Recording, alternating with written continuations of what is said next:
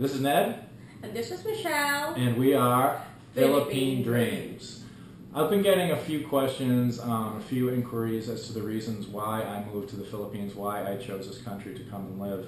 And I thought we would do a short video on those reasons. I came up with 10 reasons because I kind of got OCD. So I got 10 reasons of why I chose the Philippines and came to the Philippines. First reason is I was experiencing a sense of restlessness.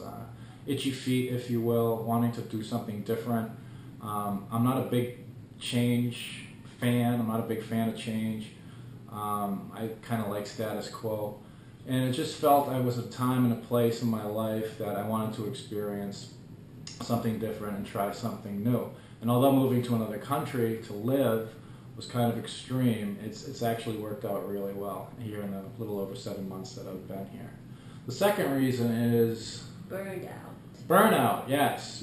I was working in a field that was very intense. It was long hours.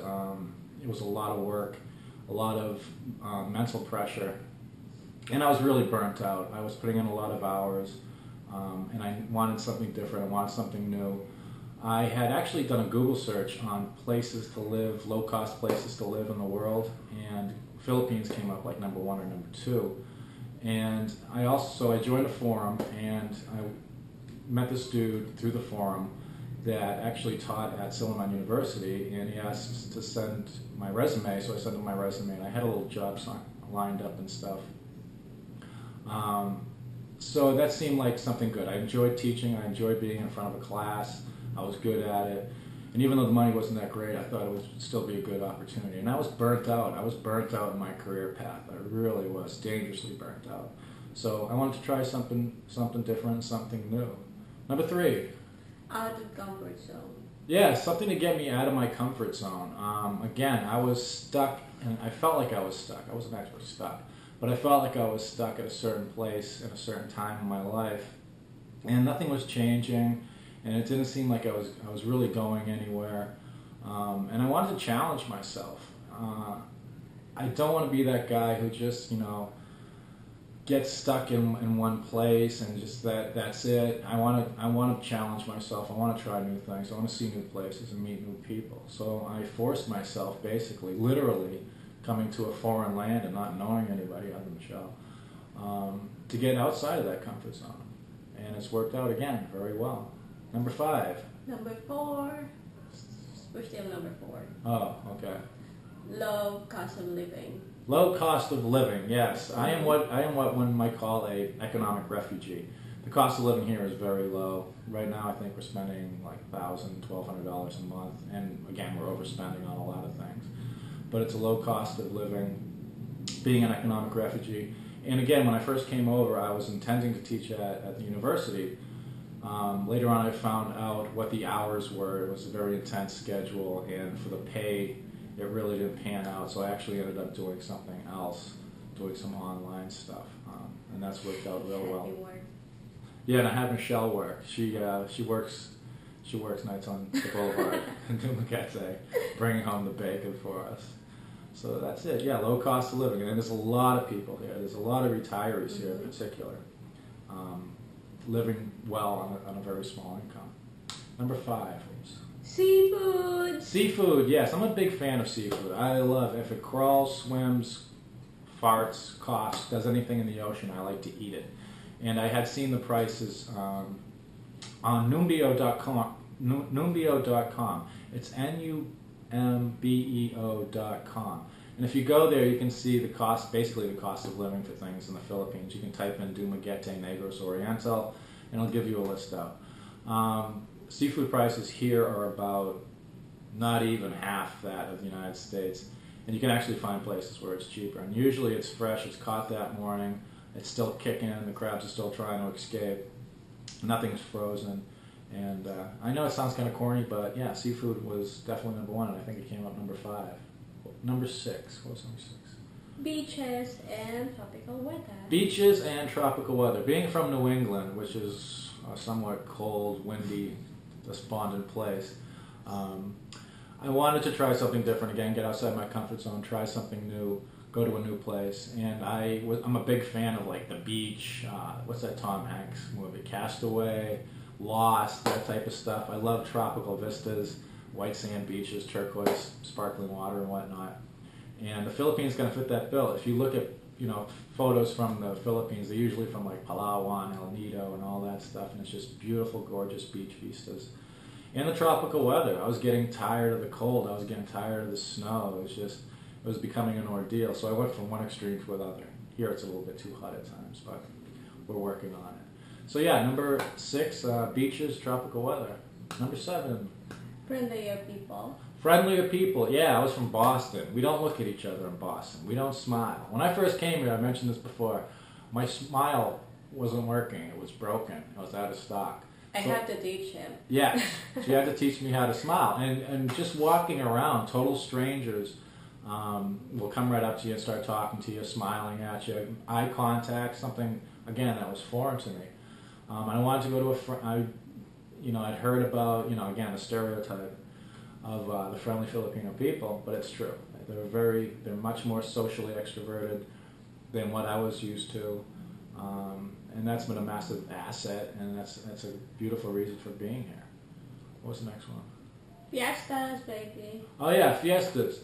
They literally have parties like every day. Massive parties. Like every little town has its own little patron saint, and they have like a massive party to celebrate that.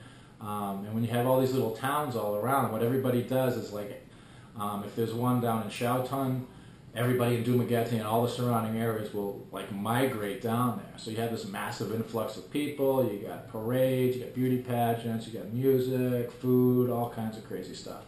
And one of the interesting things that they do here is you get invited into strangers' homes. Mm-hmm.